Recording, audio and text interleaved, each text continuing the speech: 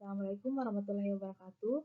Tugas kali ini merupakan mata kuliah dari Ekologi Pertanian, jurusan Agroteknologi Fakultas Pertanian, Universitas Haloleo. Ini merupakan tugas mandiri yang disusun oleh saya sendiri, Naula Megaburanda dengan NIM D1B1211082 dari kelas B dengan dosen Bapak Dr. Laode Muhammad Harjoni Kelowasid, SPMSI. Presentasi kali ini mengangkat 3 konten, yaitu yang pertama menghitung kebutuhan kalori tiap hari, kedua membuat pertanyaan yang sesuai dengan pemahaman, dan ketiga menjawab pertanyaan.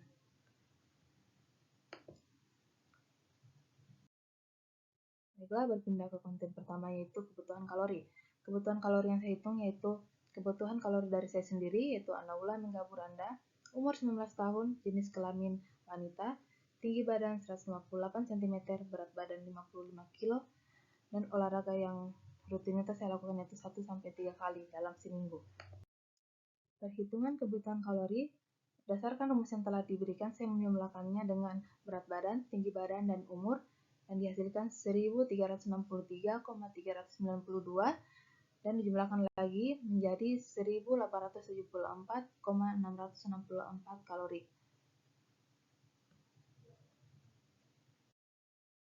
Baiklah, ini adalah pengamatan pada gambar A yang berdasarkan saya melihat lahan yang cukup subur. Apa saja yang terkandung dalam tanah sehingga disebut tanah yang subur?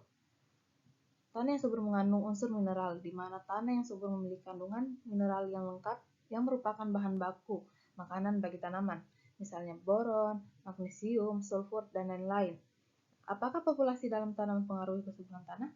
Populasi atau organisme tanah mempengaruhi terhadap produktivitas dan daya dukung tanah. Aktivitas biologi yang dilakukan oleh organisme tanah dapat mempengaruhi kesuburan dan kegemburan tanah. Pada gambar B, kita melihat lahan yang subur namun dipenuhi oleh tumbuhan gulma. Dan tumbuhan gulma itu salah satu OPT yang sangat merugikan karena bersaing untuk menyerap air dan unsur hara. Kenapa gulma itu merugikan bagi petani? Karena keberadaan gulma dapat menghambat pertumbuhan yang berpengaruh pada kualitas produksi. Mengapa pertumbuhan gulma itu sangat cepat? Kondisi lingkungan dan ketersediaan air, suhu, dan cahaya di lahan terpenuhi. Waktu tumbuh gulma dipengaruhi faktor lingkungan seperti hujan, suhu rata-rata, dan intensitas cahaya yang berada di lingkungan lahan.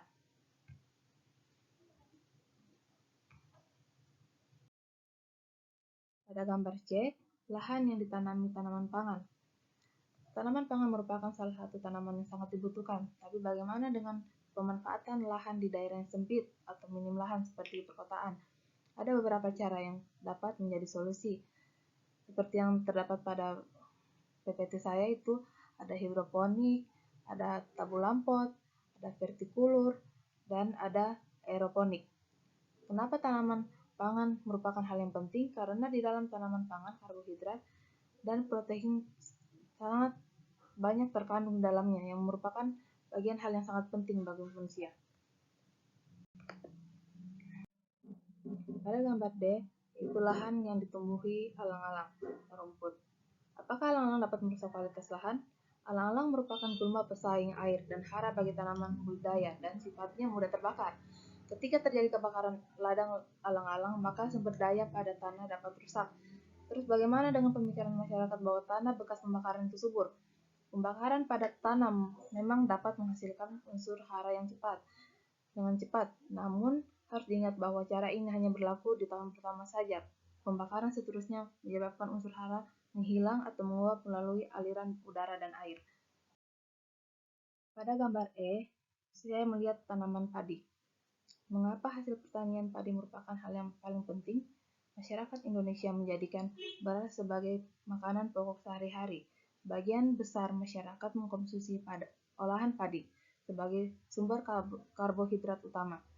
Kapan beras menjadi kebutuhan pokok masyarakat Indonesia? Pada masa kejayaan Majapahit, pembudidayaan tanaman padi sudah ada, namun berbeda jenis, seperti padi glaberrima yang berwarna hitam pekat berasal dari Afrika. Adanya gerakan revolusi dari pemerintah membuat masyarakat Indonesia berbondong-bondong mengolah tanaman padi. Pada gambar F terdapat lahan tanaman jagung. Tanaman jagung merupakan hal yang cukup sulit untuk dibudidayakan. Apa tantangan yang membuat jagung susah ditanam? Jarak tanam merupakan hal yang berpengaruh dalam produksi dan pertumbuhan jagung. Jarak tanam yang terlalu dekat dapat membuat tanaman saling bersaing memperebutkan unsur hara, sedangkan jarak tanam yang terlalu luas dapat mempengaruhi populasi tanaman yang menyebabkan kurang pemanfaatan cahaya dan unsur hara. Bagaimana solusi petani zaman sekarang? Teknologi sistem zigzag merupakan solusi peningkatan populasi tanaman. Penerapan metode zigzag relatif tidak memerlukan teknologi yang kompleks dan keahlian khusus sehingga dapat diikuti oleh seluruh petani Indonesia. Pada gambar G terdapat lahan yang tumbuh tanaman jeruk. Bagaimana pengolahan lahan jeruk yang baik? A. Pengolahan tanah dan penanaman. Tanah yang ideal bagi tumbuhan jeruk yaitu memiliki lapisan tanah yang dalam, sedangkan untuk waktu ideal penanaman yaitu awal musim hujan. Pengairan semakin besar ukuran tanaman atau semakin kasar tekstur tanah maka semakin banyak air yang dibutuhkan. C. Pemupukan. Menggunakan pupuk organik. D. Pengendalian hama.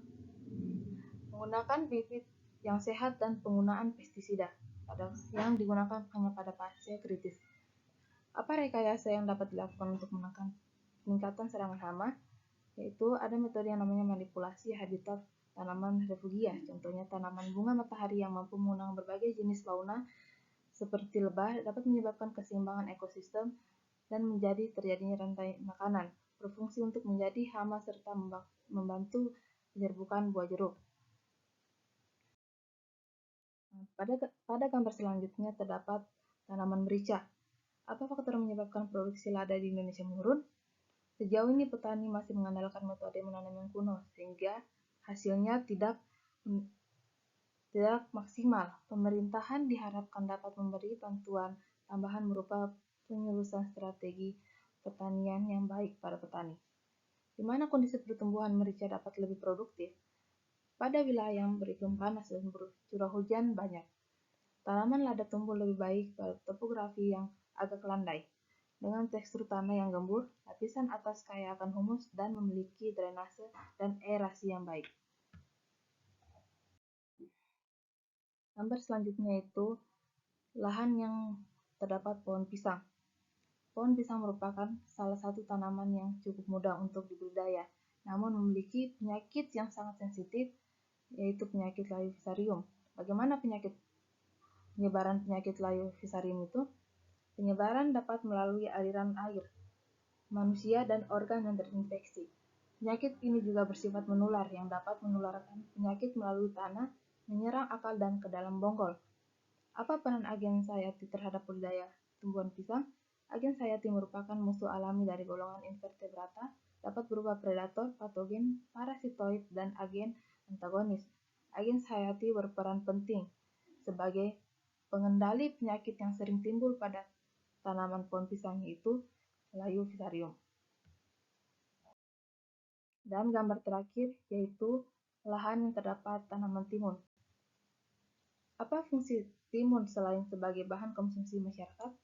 Mentimun mempunyai banyak khasiat sebagai pengobatan dan perawatan wajah. Kandungan kalori yang rendah pada timun serta air yang melimpah pada buahnya menjadikan timun kaya sumber vitamin C dan flavonoid yang berfungsi sebagai antioksidan.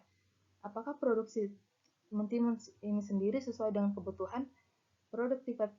Produktivitas mentimun terbilang masih cukup rendah.